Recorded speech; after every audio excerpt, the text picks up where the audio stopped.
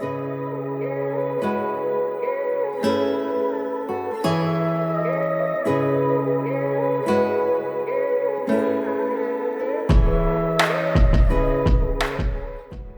a lot of our suppressed emotions, a lot of our trauma, a lot of the unloved parts of ourselves are connected with the lower astral.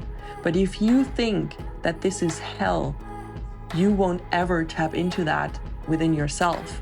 So again, it keeps you from healing, it keeps you from ascending, and it keeps you from developing a true connection to God. It is the exact opposite of what it claims to be.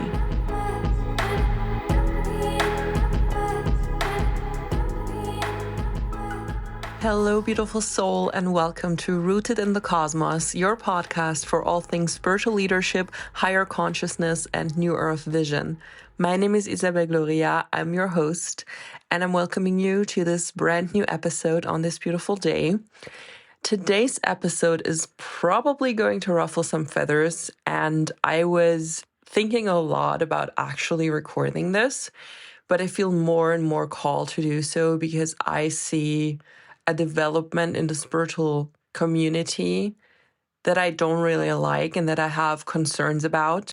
And I've also received a lot of messages from you guys in the last, I think, 1 or 2 years, asking about this same development that I've been noticing and asking for my guidance or my perspective on that. So in this podcast episode, I'm going to share my perspective with you. And I hope it resonates with you. I hope you can make up your own mind and see a little bit clearer after listening to this episode. You are probably wondering, well, what is this even about? Because I haven't mentioned it. So this troubling trend I've been seeing in the spiritual community, and you have been seeing as well, is that many people, especially women, are abruptly abandoning and even demonizing their spiritual path to embrace Christianity and to go on a journey of finding Jesus or dedicating their life to Jesus. And these transitions seem so sudden and, in my opinion, lack the gradual spiritual evolution that would be typically associated with such a transformation that is so huge. They lack that. It's very abrupt, it's very sudden, and it doesn't feel completely in alignment for me. I want to put out this disclaimer here. I'm not recording this episode to judge anyone who is a follower of Jesus. I don't record this because I think it's the absolute wrong way to do that. Generally, I'm like, whatever brings you closer to God or the version of God that you are meant to get to know in this life, amazing. Whatever it is, amazing for you. And everybody's path is different. However, I've noticed that this is creating a lot of responses in the spiritual community, and that a lot of people notice it as something that doesn't feel completely right, that doesn't feel completely in alignment. I've taken a lot of time to observe that. I also personally know people who went on this transition, and I've made up my mind and I really felt into it intuitively, and I've come up with some of the reasons why this could be, and they are not good reasons. They are not organic, in alignment, divinely guided reasons. However, like I just said, I don't want to attack anyone. I don't want to judge anyone, but I also don't want to dim my light and hide my own truth, because the people who are going through this transition or who have been going through this transition are very loud and proud about it. So I don't feel the need to hold back and to not share my perspective of things and my truth. So this is not an attack. This is just a neutral share of my own perspective.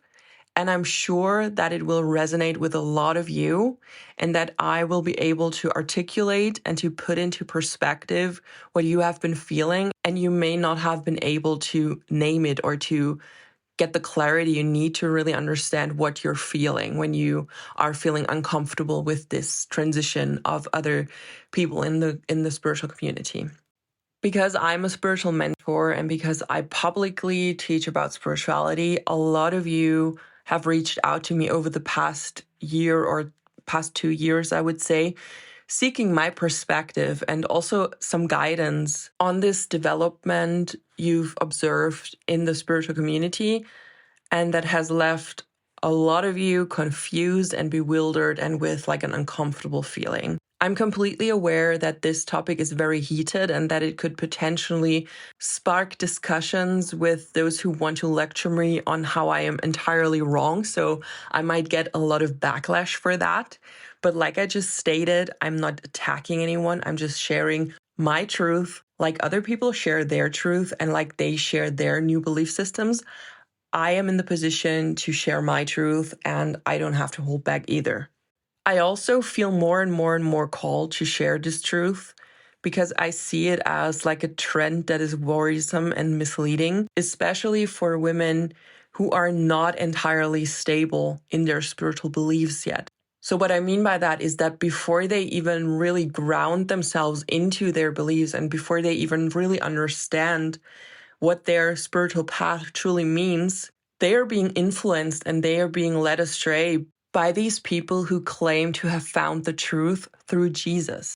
What I see a lot is that a lot of conscious leaders, especially women, are being distracted from their actual path because they see so many people transitioning to Jesus or to Christianity and they are not stable in their spiritual beliefs yet. So they feel very like airy-fairy about it and they don't know if they're on the right path or not. I also see the connection between people transcending the love and light spirituality that we usually tap into in the beginning and then finding themselves in the dark night of the soul. And instead of going further and working on themselves further and going deeper into the spiritual journey, they escape into Christianity just right before they were about to develop a real spiritual connection. I have to explain what I mean by love and light spirituality. So when you start your spiritual journey, and I'm sure you've experienced that yourself, there's a lot of new things to learn. And there's a lot that just activates you and makes you feel so happy and so fulfilled because everything's new and everything suddenly has a meaning. And you dive into this blissful state and you experience a spiritual connection for the first time. And it all feels so amazing. And at one point, it all seems to break apart as you are diving into your own shadow self and as you are diving into the deeper layers of who you are. That is a very, very important part of your spiritual journey. But what I've noticed with the women who are suddenly changing their path to Jesus is that they don't get to this point. They see this dark night of the soul or these shadows that are surfacing as something that attacks them, as something demonic, as something that they need to escape from. And all they ever did was to tap into the love and light version of spirituality, but they never achieved this real, genuine connection. Because before that even could happen, they were distracted by this new path to Jesus that felt so much easier and so much less like a struggle. And I'm not saying a spiritual journey is a struggle, but you really have to be committed and you have to be aware that your shadows will surface. And I know that a lot of Christian people or a lot of people who follow Jesus say that this process is demonic, that it's not actually shadows that are resurfacing that need healing, but that this is a negative thing that's happening to you because you are tapping into these demonic practices. Obviously, that is not my perspective, but that is what is believed in those circles. I know that this topic could go much deeper and we could discuss about Christ consciousness versus the Jesus in the Bible or like all these concepts surrounding this belief system or both belief systems. But what I want to focus on today is the development and this transition that a lot of especially women are going through and what I believe that their true motives could be, like the subconscious things that they are not able to discover. And I want to lean into that. Some part of me also wants to do this to maybe help some of you who are struggling with this pull toward Christianity, but they are not sure if it's genuine, if it's a distraction. And I have really clear opinions on that. I'm also not the person to tell you what is right and wrong. So always trust your gut, always trust your intuition, and always follow what is right for you, because your journey, no matter what the journey is, could be the right journey for you, even though I don't approve of it.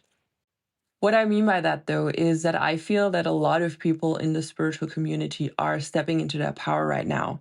And I'm going to lean into that more. But I have the feeling that on a grand scale, the spiritual community is being distracted and also kind of being attacked by this sudden trend of going back to Christianity, going back to Jesus.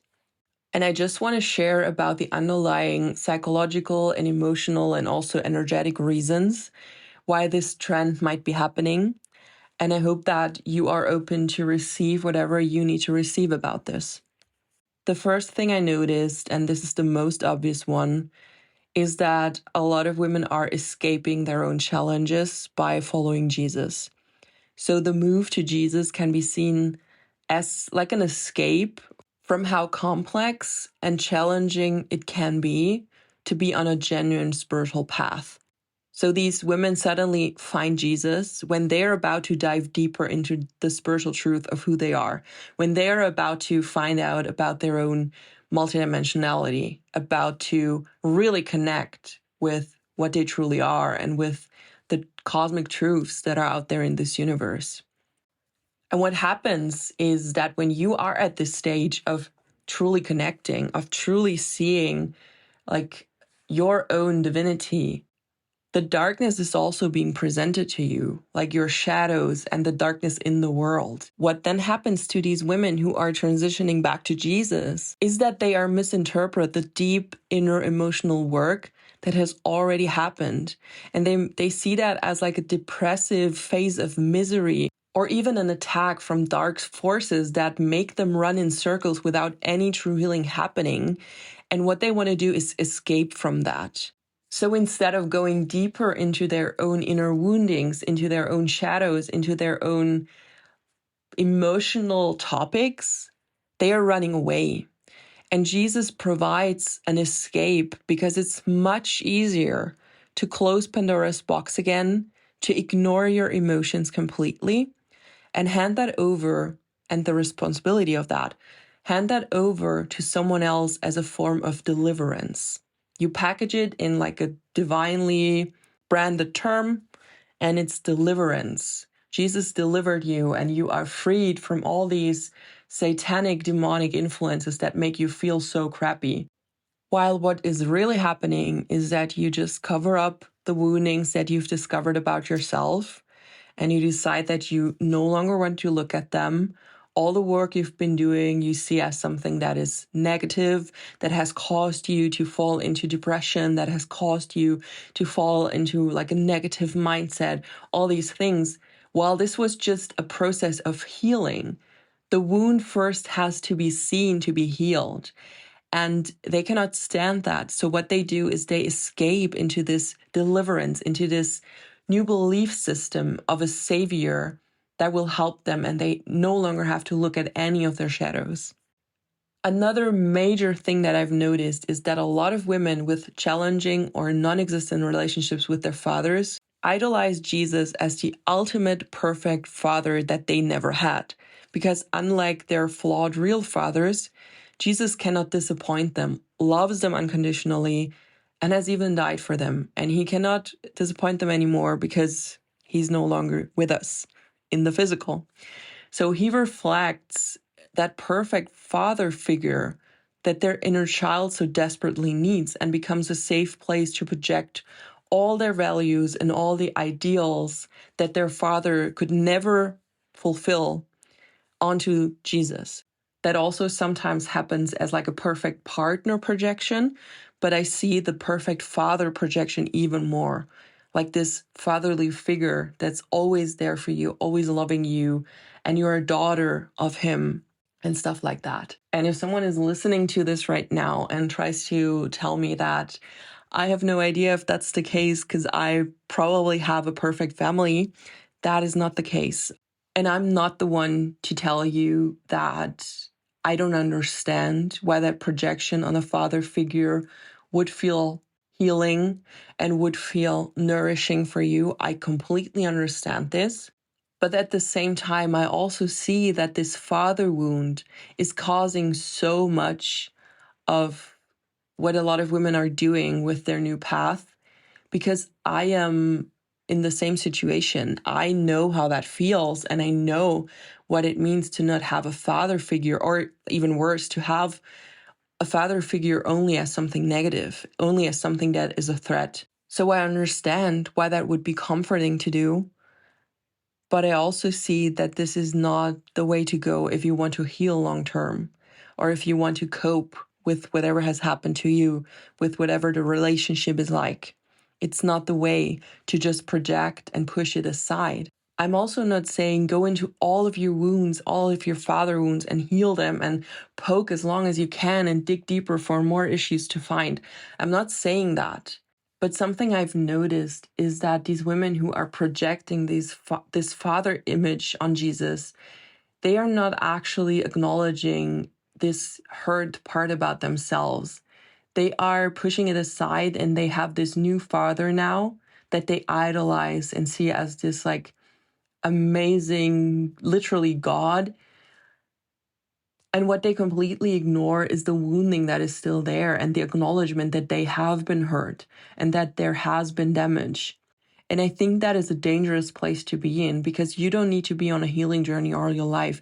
You don't need to dig for all the issues that you can find and dig deeper and deeper and deeper. Like I just said, you don't need to do that. But you need to acknowledge that there is something unhealed within you, because that will give you inner peace. Just allowing yourself to not be whole and to not be in this perfect, blissful state of deliverance. You know what I mean? Like, this is a very superficial way and a very not genuine way to deal with your problems. What kind of falls into the same category is that I see a lot of waiting for a savior type of behavior in this Christian community. When you are on your spiritual journey, you quickly notice and you quickly realize that the concept of a sovereign, powerful soul and an external savior are not compatible. So what we usually learn on the spiritual path is that we have chosen on a soul level a lot of our lessons ourselves and a lot of the circumstances that we find ourselves in. And if you don't have a good teacher, or if you don't really understand what that means to choose that on a soul level, you will feel like you are being blamed for your own challenges, for your own trauma, for your own hardships in life, which is not true. That is not how soul level choices are being made. There's such a deeper truth to that. But that is exactly how a lot of people interpret that. They feel that they are being blamed for their own trauma, for their own challenges. What then happens is that they feel responsible for every negative thing in their life. And they develop this resentment for their spiritual self and for their soul, basically.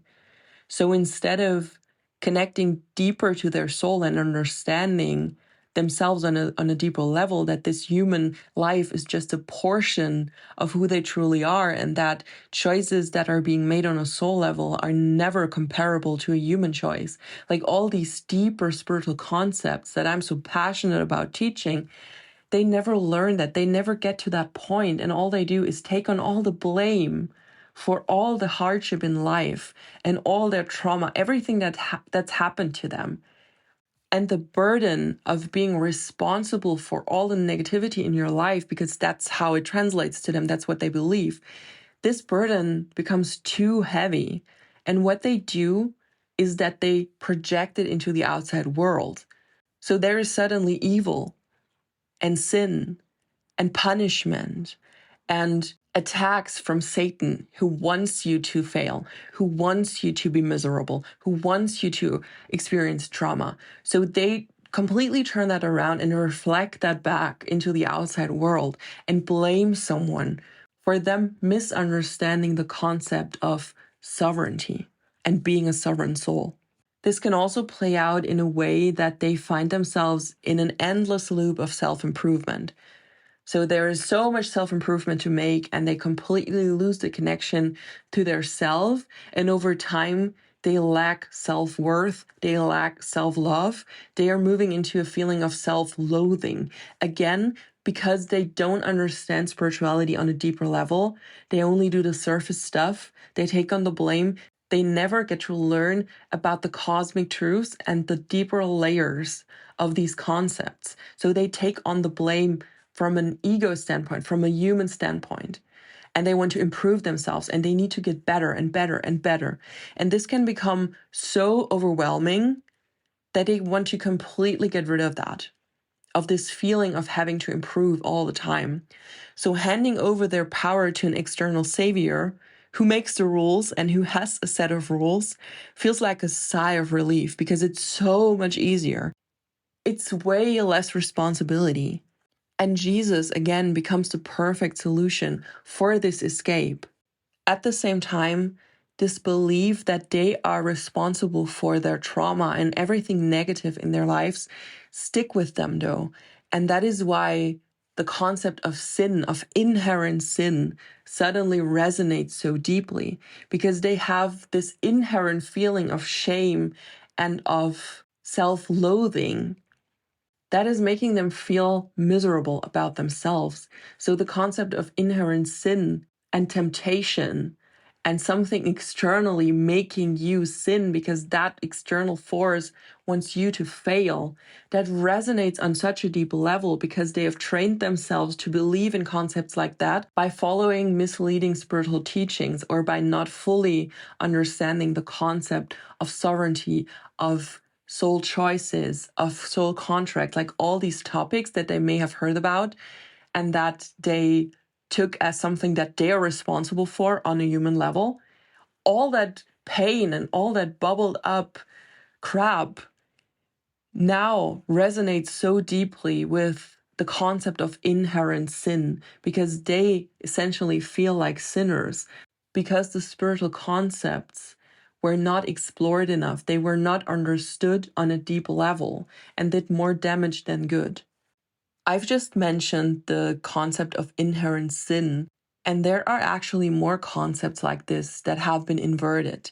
And I know that the newly found Jesus followers might say the complete opposite, but I see the potential for spiritual warfare targeting individuals on the path to higher consciousness. What that means is that practices that help you get closer to spiritual truths are being demonized and replaced by old dogmatic concepts that place power outside of yourself and hinder our collective spiritual evolution. To give you some examples, Christ consciousness is being replaced by Jesus from the Bible. I'm not saying Jesus wasn't a real person. I'm not saying that he doesn't play a big role on our spiritual path. He absolutely does. But this biblical version and this Christian version of Jesus is not what I and probably you connect with. Another great example would be the fifth dimension of consciousness. In the Bible, this is the kingdom of God, and you can only get there if blah, blah, blah. Again, it's a concept that is old, that is dogmatic, that creates separation. The Kundalini awakening is the Holy Spirit in the Bible. So there's always like an inverted concept for the real thing that is backed up by Christianity, backed up by religion, backed up by the Bible. The New Earth is another great example. The inverted version of that is the rapture. The rapture is the belief that at one point there will be a rapture, and those who have given their life to Jesus will be raptured and go to heaven, while the others stay on this doomed earth that is being taken over by dark forces. The most painful inverted concept, and the one that has the tightest grip on a lot of people, are personal shadows that are being presented as inherent sin. That keeps you stuck on your path, that keeps you stuck in life, that keeps you stuck in any way. Because if you are not able to recognize your personal shadows, and you see that as inherent sin, as something that is wrong about you, that has been placed in you, or that you have been tempted to do, then you can never heal them. And I want to take a moment to explain what shadows actually are, because I feel like a lot of people have a wrong concept around this. Shadows are not negative aspects within ourselves. Shadows are not sins or any karmic debt that you have.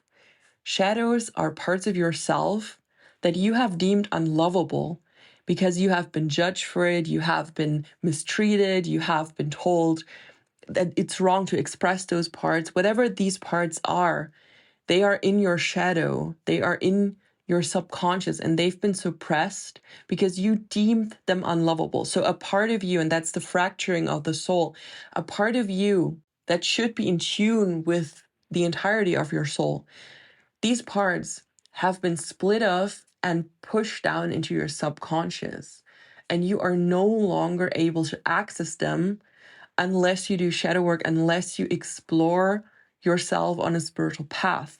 And once you are able to have these parts resurface, you can go on a healing journey and you can learn how to love these parts about you. They are mostly from your childhood. So a lot of our shadow aspects developed in our childhood because of things that happened, because of trauma, because of major events that happened, because of little things that happened that made you feel bad about yourself. It can be big traumatic things. It can be small, painful things. It's mostly a mixture of the two. But everything that you fracture within yourself is no longer whole. So you will always be influenced by these shadow aspects. Every action in your life will be filtered through your shadow. Every relationship will be filtered through your shadows, through these limiting beliefs about yourself and through these parts that you deemed unlovable. And they will always influence how you live life, and they will keep you stuck. That is why it's so important to acknowledge your shadow parts and to see them for what they are. But if you live with the belief that you are inherently a sinner and that your shadow parts are not shadow parts, but they are literal sins, then you are stuck because you can no longer heal from that. You can never heal from that, because what happens is that you deem those parts unlovable even more. They are sin. They are sinful. They cannot be part of you. They are separated from you. So what you do is that you create more and more and more and more fragmentation within your soul. And that is the opposite of finding to God. That is the opposite of becoming one with God and coming to his kingdom of heaven. It's the exact opposite of what brings you closer to God. So it's an inverted concept. Another example is that the lower astral is being inverted into hell.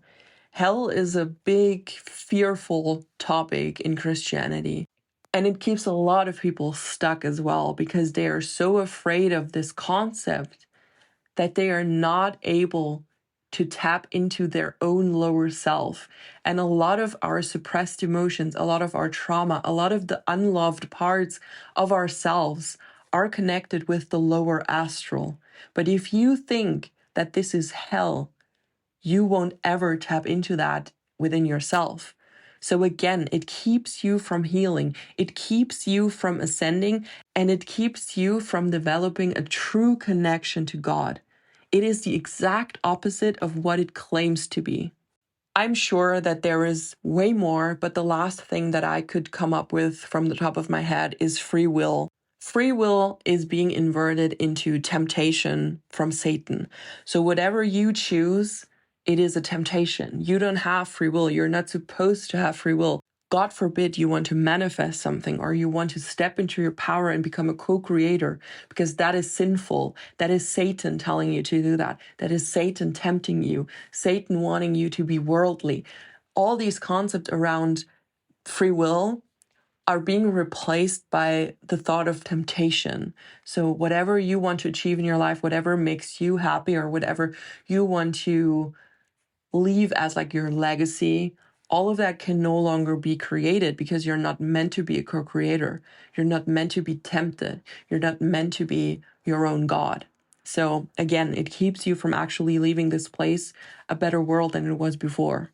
The main reason why I wanted to record this episode is that a new wave of leaders is currently stepping into their power.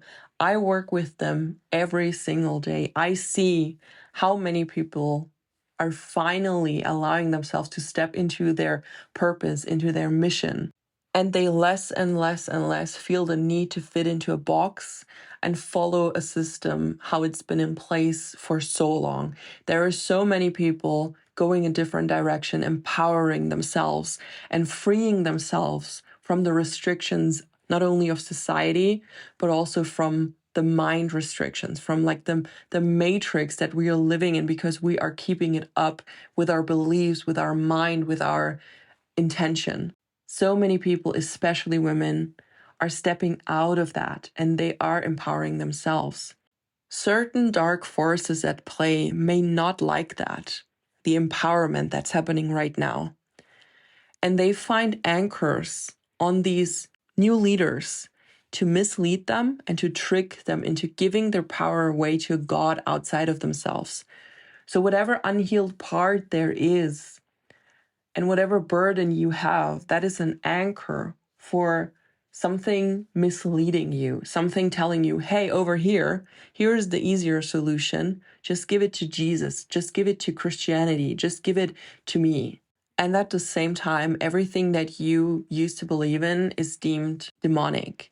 So that is a trap that you can fall into as a spiritual leader, as a spiritual soul who is on her way to empowering herself, because a lot of shadows will be triggered on that path. And a lot of things you may not even know about yourself will suddenly surface, and you have to deal with them, and you have to empower yourself so much and go through so many little initiations and also big initiations within yourself, that it is, I wouldn't say a hard path, but it is a path that you need to be committed to. So if there's any challenge that makes you feel really, really challenged, there is the risk of falling into this trap of giving it all away to someone external, of giving it to Jesus, because that just feels so much easier. It is very noticeable that especially those with a spiritual following or some kind of impact on others are targets for these attacks, and they are likely to be presented with this Jesus image that feels so much easier. And this is not a coincidence. This is literally going on. I'm not going to talk about the false light and all these dark forces today, but there are certain forces at play that want to keep you from ascending and that want to keep humanity from a collective evolution into a higher consciousness. In my opinion, these dark forces are also behind the whole trend of this Jesus thing. What I feel in those people and the extreme pain I feel in them and the confusion has nothing to do with the real Jesus or with real Christ consciousness. It is an agenda that is meant to distract us, and it is being placed in our spiritual community as a distraction because this community is filled with pioneers, with visionaries, with conscious leaders. And we have come so far in the last couple of years, also connected to the last years that we were going through collectively, like this collective initiation. I'm not going to say the C word now, but you know what I'm talking about. We have come so far, and so many people had the time to really go within during that time. And this desire to reclaim their power has been ignited in them. So this whole New Age to Jesus movement is, in my opinion, nothing but a distraction that has been purposefully placed and that clings to the shadow aspect and the lower astral anchors of those in the spiritual community. And because we are so open, we literally, like in the spiritual community, we are super open to energy. We actively seek out spiritual contact. We actively seek out contact to higher dimensional beings. We actively open up our energetic system to other energy, to channeling, to all these things that can be really, really amazing, but that can also be easily targeted by false light, by dark forces, by energies that don't want you to be on the right path, but that want you to believe that you are on the right path by changing your path, by giving your life to Jesus. Lastly, I want to say I'm not judging anyone for finding their happiness in following Jesus. If you feel amazing doing this, you do you, and whatever eventually brings you closer to God on your personal path is right for you. I've said this earlier on this podcast. I don't have to approve of what you do, and I don't know what your right path is. Your path could be very different from mine, and it could still be right for you. On the other hand, I'm not afraid to be as loud and proud about my truth as many Jesus followers are about theirs. And I see this trend as a move in the wrong direction. It's a distraction placed in our community, filled with pioneers, visionaries, conscious leaders, just as we've come so far and just as we are reclaiming our inherent power. And this trend is meant to dull that all down and give us this boom, this beat from above. It's meant to drag us down and meant to stop us and meant to confuse us and meant to distract us and meant to separate us. So we can no longer focus on what we've been focusing before, but we are fighting over what's right and wrong. And I know to some degree I'm feeding this right now because I am sharing an episode that will spark conversations, that will spark discussions. But I hope I can get along, that my desire is not to separate, and that I did not record this episode for the followers of Jesus and the people who are in this new movement and feel happy about it. I did not record this for you, so don't comment. I'm not trying to convince you that I'm right or that you should come back to spirituality. This is not for you. This episode is for those of you who are resonating with my truth and with what I've been sharing for so many years. And it is something that I want you to reflect on and be aware of.